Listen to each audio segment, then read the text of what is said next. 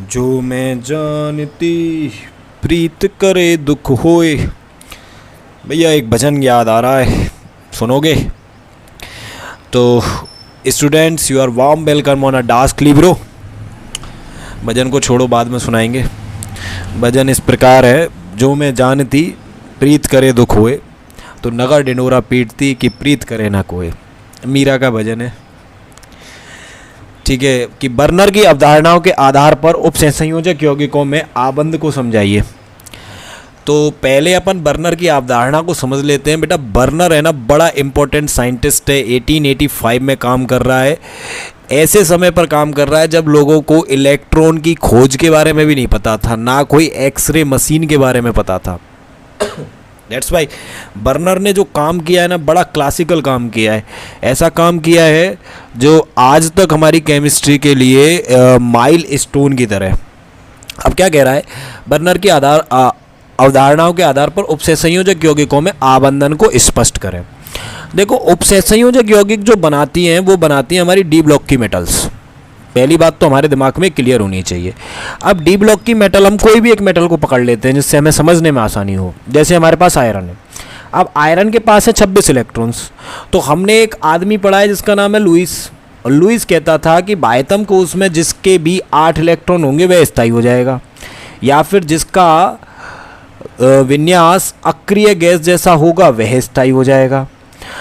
अब हमारे पास यहाँ इसका विन्यास जब अपन देखते हैं तो ये होता है 3d6n4s2। तो बाह्यतम कोश में 8 इलेक्ट्रॉन होने की तो संभावना दूर दूर तक नहीं दिखती। और अगर इस विन्यास को अगर मैं और खोल दूँ तो क्या होगा? एक minute. First s2 2s2 2p6 3s2 3p6 and 3d6 4s2। अगर ये 2 इलेक्ट्रॉन यहाँ से त्याग भी देगा तब भी यहाँ इलेक्ट्रॉन्स हो जाएंगे कितने? 12 और 2 14, तब भी स्थायी नहीं होने वाला। और अगर ये 4p के अंदर इलेक्ट्रॉन्स ले ले तब इसके आंतरिक कोश खाली रह जाएंगे। तो इसका मतलब तो ये है कि डी ब्लॉक की मेटल्स कभी स्थायी नहीं होंगी, ना तो वो अक्रिय गैस जैसा विन्यास रख पा रही हैं, ना उनके बाह्यतम कोश में 8 इलेक्ट्रॉन हो रहे हैं। तो इससे पहले अक्रिय गैस कौन सी है? आर्गन, जिसके पास 18 इलेक्ट्रॉन है। इसके बाद कौन सी अक्रिय गैस है? वह है क्रिप्टोन, जिसके पास 36 इलेक्ट्रॉन है। अब बेचारा जो आयरन है वह मजबूरी में फंस गया, या फिर जितने भी डी ब्लॉक के मेटल्स हैं वो मजबूरी में फंस गए कि हमें स्थायित्व दो, हमें स्थायी बनना है। अब स्थायी बनने के लिए ना तो ये यहाँ जा पा रहे, ना ये यहाँ जा पा रहे। इनकी विचारों की हालत बिल्कुल ऐसी हो गई कि नगर डिंडोरा पीट दी कि प्रीत करे ना कोई। ठीक है कि भैया ये आसमान से गिरे हैं और खजूर पर अटक गए हैं। ठीक है, अब ना तो ये इधर के हैं ना ये इधर के हैं। बोलो भाई। तो अब बर्नर क्या कहता है? कि बर्नर ये कहता है कि ये भी स्थायी होते हैं, लेकिन इनके स्थायी होने का तरीका दूसरा है। ये क्या करते हैं कि आयरन के पास 26 इलेक्ट्रॉन्स हैं।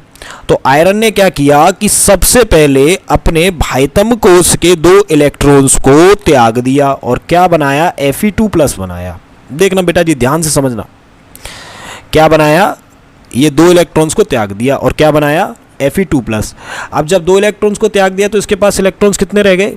24। अब बर्नर ये कहता है कि जब इसके पास 24 इलेक्ट्रॉन्स रह गए तो इसके 3d6 4s और 4p, यानी कि जो आयरन से आगे की धातु है क्रिप्टोन, यह उसके जैसा विन्यास धारण करने की कोशिश करेगा। अब क्रिप्टोन के पास कितने? 36 और Fe2+ के पास कितने? 24। तो यहाँ पर अभी इसको कितने इलेक्ट्रॉन चाहिए? 12 इलेक्ट्रॉन चाहिए, जिससे इसके बाह्यतम कोश में भी कितने इलेक्ट्रॉन्स हो जाएं? 8। तो ये क्या करता है? ये भाई साहब एक बहुत अच्छा काम करते हैं। वो काम ये करते हैं कि ये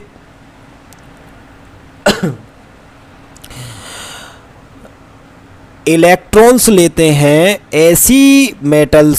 ऐसे यौगिकों से जिनके पास इलेक्ट्रॉन्स फालतू होते हैं, या फिर मैं दूसरी बात कहूं कि जिनके पास लोन पेयर के इलेक्ट्रॉन्स होते हैं।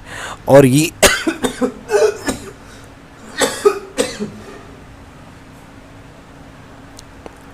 सॉरी, तो यहां पर ये क्या किया? इसने 2 इलेक्ट्रॉन साइनाइड से ले लिए, 2 इलेक्ट्रॉन इस साइनाइड से ले लिए, 2 इससे ले लिए, 2 इससे ले लिए, 2 इससे ले लिए।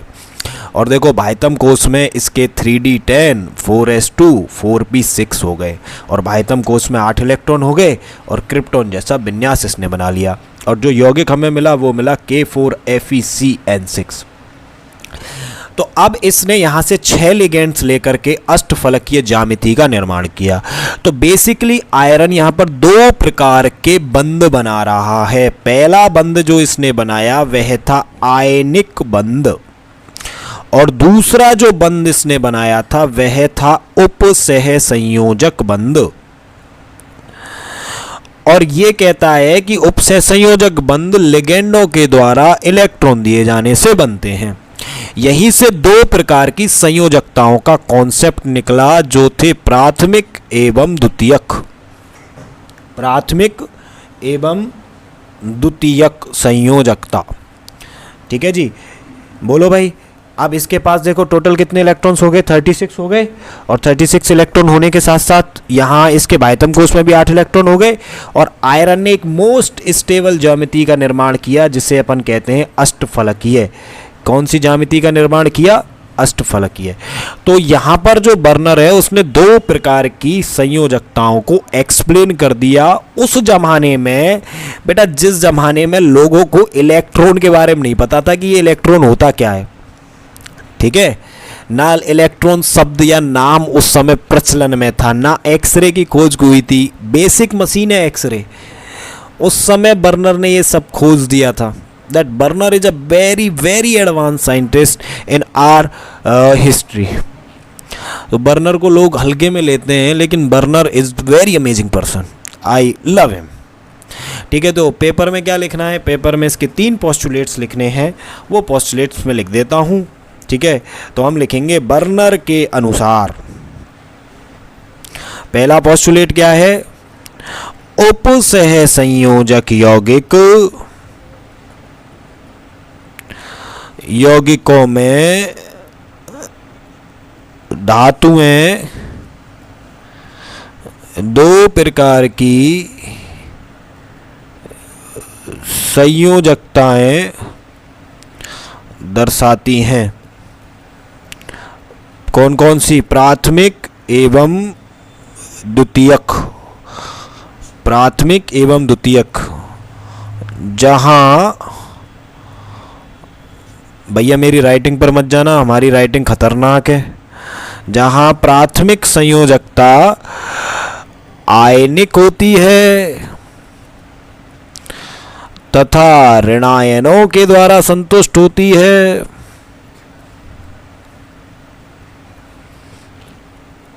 ऋणायनों के द्वारा संतुष्ट होती है, जबकि द्वितीयक संयोजकता अनआयनिक होती है एवं उदासीन अणुओं अथवा ऋणात्मक आयन, और इन दोनों को अपन क्या कहते हैं? लिगेंड द्वारा संतुष्ट होती है। ये इसका पहला पोस्टुलेट था। दूसरा पोस्टुलेट है इसका, क्या कह रहा है ये दूसरे पोस्टुलेट में? द्वितीयक संयोजकता उपसह संयोजन संख्या के बराबर होती है तथा इसका मान किसी धातु के लिए सामान्यतः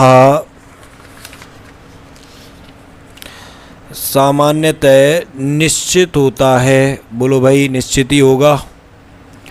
क्यों निश्चित होगा? क्योंकि यहाँ पर नंबर ऑफ ऑर्बिटल्स फिक्स हैं, फिक्स नंबर ऑफ ऑर्बिटल्स हैं, इसलिए जो ज्यामिति होगी वह भी हमारी फिक्स होगी। अब देखो यहाँ अष्टफलक की ज्यामिति बनाएगा तो 6 ही लिगेंड आ सकते हैं। अगर चतुष्फलक की ज्यामिति बना रहा होता ये, या वर्ग समतलीय बना रहा होता तो 4 ही लिगेंड आ पाते। ठीक है, तो उपसह संयोजन संख्या इसकी क्या होगी? निश्चित होगी। ठीक है, बराबर होती है, उपसे संयोजन संख्या के बराबर होती है तथा इसका मान धातु के लिए सामान्यतः निश्चित होता है। और तीसरा है इसका, धातु से द्वितीयक संयोजकता से आबंधित आयन समूह विभिन्न उपसह संयोजन संख्या के अनुरूप दिक् स्थान में विशिष्ट व्यवस्थित रहते हैं। बेटा जी जो ये तीसरा पोस्टुलेट है सबसे ज़्यादा इम्पोर्टेंट है। इसके दो पोस्टुलेट मुझे इतना प्रभावित नहीं करते जितना इसका तीसरा पोस्टुलेट प्रभावित करता है। यहाँ दिक् स्थान से मतलब क्या है कि कोई भी मेटल है उसके चारों तरफ वह कौन सी ज्यामिति बनाएगा। वह चतुष्फलक की होगी, वर्ग समतलाकार होगी, अष्टफलक की होगी, टीबीपी होगी, ठीक है, या फिर प्लेनर होगी, कैसी ज्यामिति होगी यह इसकी द्वितीयक संयोजकता से आबंधित आयन ही हमको स्पष्ट करेंगे। तो ये था बर्नर का सिद्धांत और ये था आपके प्रश्न का उत्तर। तो भैया चैनल को सब्सक्राइब करो और पूरा गाना सुनो, गाना सुन के जाओ। जो मैं जानती प्रीत करे दुख होए, तो नगर डिंडोरा पीटती कहती प्रीत करे ना कोई। क्या कह रही है मीरा? जो मैं जानती कि प्रीत करे दुख होए, तो नगर डिंडोरा पीटती कहती प्रीत करे ना कोई। ठीक है जी, मिलते हैं आपसे नेक्स्ट क्वेश्चन में। और आज से हमारी सीरीज चालू होती है, ठीक है, मीरा जी के नाम से। तो थैंक यू।